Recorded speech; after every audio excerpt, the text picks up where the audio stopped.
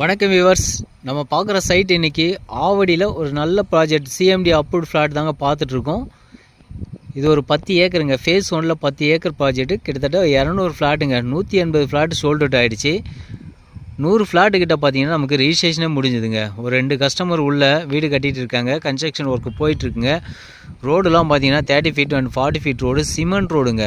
ஒரு 20-25 வருஷத்துக்கு உங்களுக்கு எந்த ஒரு ப்ராப்ளமும் இருக்காதுங்க. நல்லா டெவலப் பண்ணி கொடுத்துருக்கோம் ரோடை.